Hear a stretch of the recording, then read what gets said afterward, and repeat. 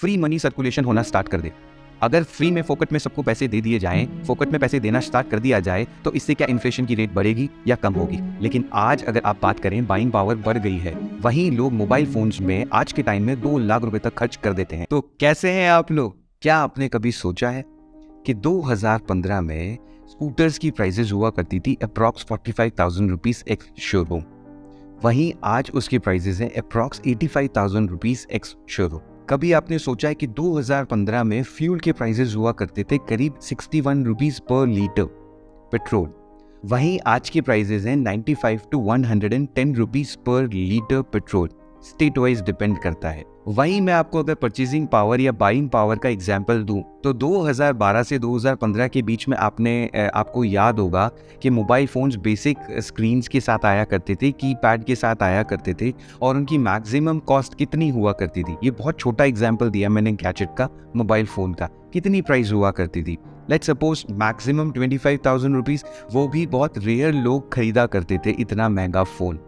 लेकिन आज अगर आप बात करें, बाइंग पावर बढ़ गई है, वहीं लोग मोबाइल फोन्स में आज के टाइम में 2 लाख रुपए तक खर्च कर देते हैं। तो ये कैसी बात हुई कि प्राइसेस भी बढ़ रही हैं, इन्फ्लेशन भी आ रहा है, महंगाई भी बढ़ रही है और बाइंग पावर भी बढ़ रही है। साथ के साथ हम छोटी छोटी चीज़ों में भी अपनी बाइंग पावर को यूज़ कर रहे हैं।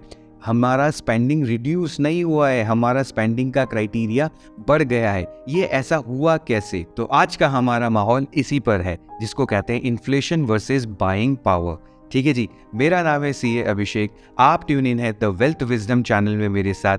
चलिए आज का माहौल बनाते हैं। देखो जी, इन सब चीजों को समझने के लिए सबसे पहले हम टेक्निकल टर्म समझ लेते हैं, इन्फ्लेशन। इन्फ्लेशन एक्चुअली होता क्या है? इन्फ्लेशन का मतलब है महंगाई।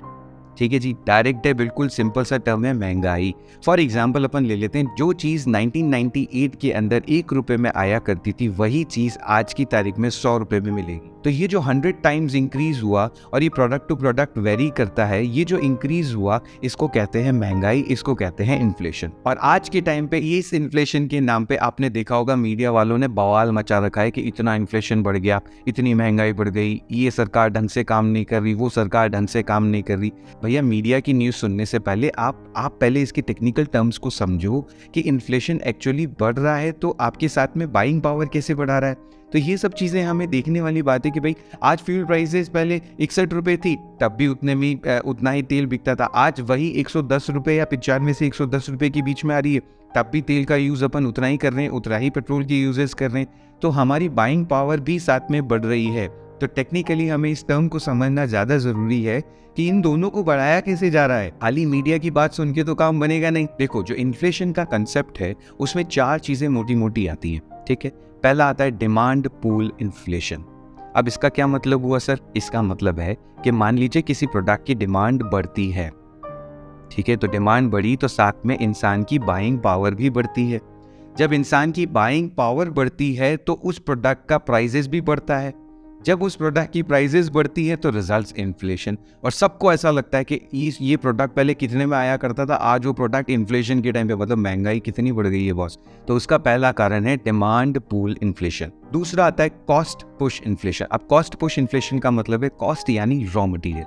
कोई भी प्रोडक्ट को यूज करने के लिए कोई भी कंपनी अगर कोई रॉ मटेरियल परचेज कर रही है कोई प्रोडक्ट बनाने के लिए, और अगर वो रॉ मटेरियल पर गवर्नमेंट ने टैक्सेस की स्लैब बढ़ा दिए या गवर्नमेंट ने अपने कुछ रेगुलेशंस बढ़ा दिए कि जो चीज़ पहले 5% की टैक्स के स्लैब में आया करती थी, वही स्लैब आज 18% के स्लैब में आएगा, तो ऑब्वियसली हमारा जो फाइनल प्रोडक्ट है उसकी प्राइसेस बढ़ेंगी। दूसरा एग्जाम्पल है, मान लीजिए कोई अनाज है, जो भी हम फूड हम खाते हैं, जो अनाज है उसका मौसम कभी तो अच्छा रहता है, कभी बारिश सही हुई है, कभी बारिश सही नहीं हुई है। मौसम सीजनल इम्पैक्ट की वजह से भी प्रोडक्ट के कॉस्ट बढ़ जाते हैं, तो वो भी रॉ मटेरियल में एक मेजर इम्पैक्ट रखता है। तो जहां रॉ मटेरियल का कॉस्ट किसी वजह से बढ़ता है, वहां ये कॉस्ट पुश इन्फ्लेशन वर्कआउट करता है। थर्ड आता है वेज पुश इन्फ्लेशन। अब इसकी वजह से कैसे बढ़ता है सर? सैलरीज, ऑब्वियसली हमें हर साल अप्रेजल चाहिए होते हैं, तो भैया कंपनीज अप्रेजल देती भी है।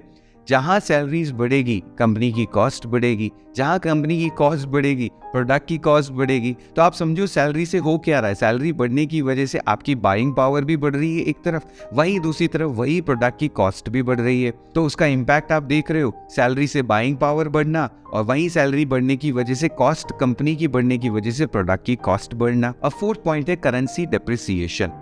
ठीक है जी, अब करेंसी डेप्रिसिएशन का मतलब क्या हुआ? करेंसी डेप्रिसिएशन यानी जहां गवर्नमेंट ज्यादा नोट प्रिंट करने में लग रही है, जहां गवर्नमेंट ज्यादा नोट छापने में लग रही है। फॉर एग्जांपल के तौर पे अगर मैं बात करूं तो जिम्बाब्वे 2008 क्राइसिस की ग्राउंड रिपोर्ट की रिगार्डिंग अपन डिस्कस कर लेते हैं थोड़ा। एग्जांपल के तौर पे जिम्बाब्वे में 2008 में जब क्राइसिस आए थे तो वहां के गवर्नमेंट ने $1 बिलियन का एक नोट छापा है, $1 बिलियन का भी नोट छापा है, और उनके पास में $1 ट्रिलियन का भी, जिम्बाब्वे डॉलर्स का भी आपको नोट मिल जाएगा। उसकी 1 ट्रिलियन जिम्बाब्वे डॉलर की वैल्यू थी $1।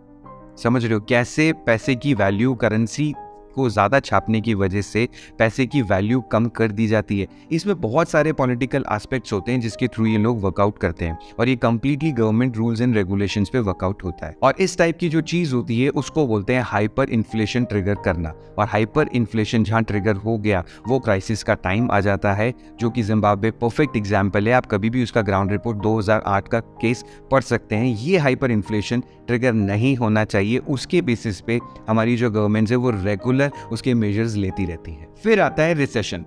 अब रिसेशन क्या होता है सर? रिसेशन का मतलब, अब रिसेशन का डायरेक्ट रिलेशन है इन्फ्लेशन से। जहां रिसेशन होता है वहां इन्फ्लेशन लो होती है, क्योंकि बाइंग पावर कम हो जाती है, आप स्पेंड करना कम कर देते हो। जैसे कि कोरोना के टाइम पे ये रिसेशन का टाइम तो नहीं था, लेकिन आने वाला था, क्योंकि बिजनेस के लॉसेस होने शुरू हो गए थे। जब लोग खरीदेंगे ही नहीं, कोई प्रोडक्ट खरीदेंगे ही नहीं, तो उसकी डिमांड बढ़ेगी नहीं।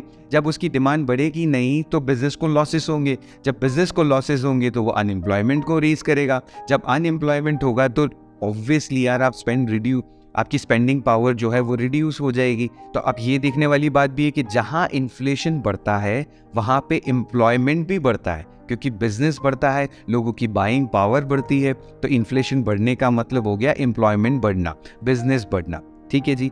और जहां इन्फ्लेशन कम होता है तो बाइंग पावर कम होती है। जब बाइंग पावर कम होती है तो बिजनेस को लॉसेस होते हैं, तो उसका इन्वर्स रिलेशनशिप जनरेट होता है। तो इससे क्वेश्चन जनरेट होता है कि सर इन्फ्लेशन अगर ठीक है, महंगाई होना भी ठीक है, तो कितना परसेंट आइडल है हमारे लिए? तो देखो, जो डेवलप्ड कंट्रीज है उसके लिए जो इन्फ्लेशन की आइडल रेट होती है वो 2% होती है, और इंडिया की बात करें तो आइडल रेट जो है इन्फ्लेशन की वो है 4%, जो कि 2% से वेरी करती है। तो 2 से 6% के बीच में आइडल रेट मानी जाती है। चलो एक इमेजिनेशन और लेकर चलते हैं कि आपने कभी कोई केस पढ़ा होगा, रिसेशन जब भी होता है और इन्फ्लेशन तब भी बढ़ रही है। कई केसेस में ऐसा भी हुआ है कि रिसेशन यानी बाइंग पावर आपकी बिल्कुल लो है और इन्फ्लेशन बढ़ता जा रहा है, प्रोडक्ट्स की कॉस्ट बढ़ती जा रही है। आप खरीदोगे तो खरीदोगे कैसे?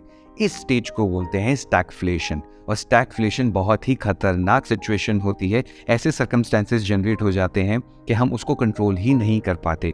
तो ये अपने आप में एक इम्पॉर्टेंट एस्पेक्ट है कि स्टैगफ्लेशन तक ना पहुंचे। इन्फ्लेशन ठीक है, महंगाई ठीक है, अगर ये स्टेज हाइपर इन्फ्लेशन को ट्रिगर करेगी, अगर ये स्टेज स्टैगफ्लेशन को ट्रिगर करेगी, तो हमारे लिए बहुत बुरा होना स्टार्ट हो जाएगा। अब एक बार फर्ज करो कि इन्फ्लेशन की रेट 0 हो, तो क्या हो? महंगाई 0% से बढ़ रही है तो क्या होगा? तो आप फिर समझ लो, डिमांड कम होगी, बिजनेस को लॉसेस कम होंगे, आपकी जो बाइंग पावर है वो कम होगी, आप कम खर्चा करेंगे, आपकी जेब से कम पैसे जाएंगे। तो जब कम पैसे जाएंगे तो कम पैसे आएंगे, तो जब कम पैसे आएंगे तो ग्रोथ कैसे होगी? तो इन्फ्लेशन 0 तो बिल्कुल मतलब का नहीं है, पर इनको रेगुलर कंट्रोल करते चलें तो इसका कोई ऐसा कोई लोड नहीं है कि इन्फ्लेशन और महंगाई का कोई बात है, लेकिन आइडल परसेंटेज हमको मेंटेन करके चलना होता है। अब ये मेंटेन करता कौन है? कंट्रीज की गवर्नमेंट। जनरली गवर्नमेंट की सेंट्रल जो बैंक्स होती है वो कंट्रोल करती है, और हमारे इंडिया में जो सेंट्रल बैंक है वो आरबीआई एक रोल प्ले करती है। तो जब इन्फ्लेशन का कोई क्राइटेरिया आता है तो सेंट्रल बैंक अपने इंटरेस्ट रेट्स को बढ़ा के या कम करके, जिसको कहते हैं रेपो रेट, वो बढ़ा के या कम करके इस इन्फ्लेशन रेट को कंट्रोल करने की कोशिश करती है। जैसे कि अगर आपने इंटरेस्ट रेट बढ़ा दिया तो मार्केट में पैसा लोन के रूप में कम सर्कुलेट होगा। जब कम सर्कुलेट होगा तो बाइंग पावर भी कम होगी। जब बाइंग पावर कम होगी तो प्रोडक्ट की डिमांड कम होगी, तो ऑब्वियसली इन्फ्लेशन थोड़ा डाउन साइड में जाता है। वहीं अगर रेपो रेट या इंटरेस्ट रेट आरबीआई कम करता है, तो जब कम करता है तो पैसा ज़्यादा सर्कुलेट होता है बैंक्स के थ्रू, लोन्स के थ्रू, बाइंग बाइंग पावर आपकी बढ़ती है। तो ये रेगुलर मेजरमेंट वाली बात है। रेगुलर गवर्नमेंट और आरबीआई जो है रेगुलर इस पे वर्कआउट करती है कि इन्फ्लेशन की पावर, इन्फ्लेशन की रेट अभी क्या आई और उस इन्फ्लेशन रेट को कैसे मेजर करते टाइम पे। ये तो रेगुलर रेपो रेट अपनी बढ़ाते घटाते रहते हैं। दूसरा तरीका होता है गवर्नमेंट का कंट्रोल करने का, वो है कोई भी प्रोडक्ट पे टैक्सेस के स्लैब्स को हायर कर देना। तो जब टैक्सेस के स्लैब्स को हायर कर दिया जाता है तो फिर से वापस रिड्यूसिंग आपकी जो पावर है, बाइंग पावर, वो कम हो जाती है। और जब बाइंग पावर कम होती है तो फिर वही डिमांड क्रिएट होती है और इन्फ्लेशन उस हिसाब से वर्कआउट करता है। तो इन्फ्लेशन और बाइंग पावर आपके साथ ही चलते हैं। इन्फ्लेशन बढ़ेगा तो आपकी बाइंग पावर भी बढ़ेगी और इन्फ्लेशन कम होगा तो बाइंग पावर भी कम होगी। इसके मेजर्स गवर्नमेंट रेगुलर लेती रहती है ताकि ये पॉजिटिव इम्पैक्ट बना रहे। अब आप समझ सकते हैं कि जहां इन्फ्लेशन बढ़ता है वहीं आपकी बाइंग पावर भी साथ के साथ बढ़ती है, क्योंकि पैसा भी उसी हिसाब से सर्कुलेट होता है मार्केट में। अब आप एक बात समझने की कोशिश करो कि क्या हो, फर्ज करो कि फ्री मनी सर्कुलेशन होना स्टार्ट कर दे। अगर फ्री में फोकट में सबको पैसे दे दिए जाएं, फोकट में पैसे देना स्टार्ट कर दिया जाए, तो इससे क्या इन्फ्लेशन की रेट बढ़ेगी या कम होगी? सोच के बताओ।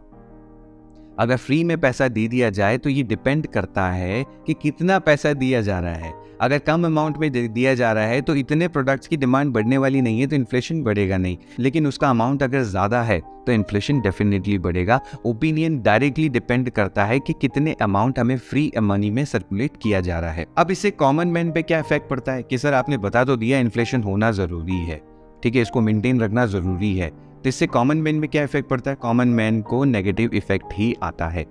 मेरे नज़रिए से तो कॉमन मैन को नेगेटिव इफेक्ट ही आता है, क्योंकि उसको प्रोडक्ट की कॉस्ट हमेशा ज़्यादा की ही पड़ती है। ज़रूरी थोड़ी है कि उसकी सैलरी बढ़ी ही हो, ज़रूरी थोड़ी है उसकी जो इनकम है वो बढ़ ही रही हो।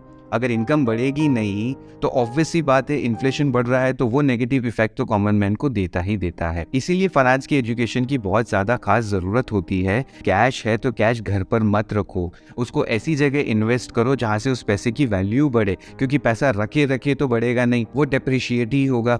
आप गोल्ड में इन्वेस्ट कर सकते हो, रियल स्टेट में इन्वेस्ट कर सकते हो, देयर आर मल्टीपल स्ट्रीम्स जहाँ पे आप इन्वेस्ट कर सकते हो। स्टिल आप कंफ्यूज्ड हैं कि कहाँ इन्वेस्टमेंट करना है, कैसे इस पैसे को यूज़ करना है, तो मेरी मेल आईडी कहीं ना कहीं आपको नज़र आ ही रही होगी।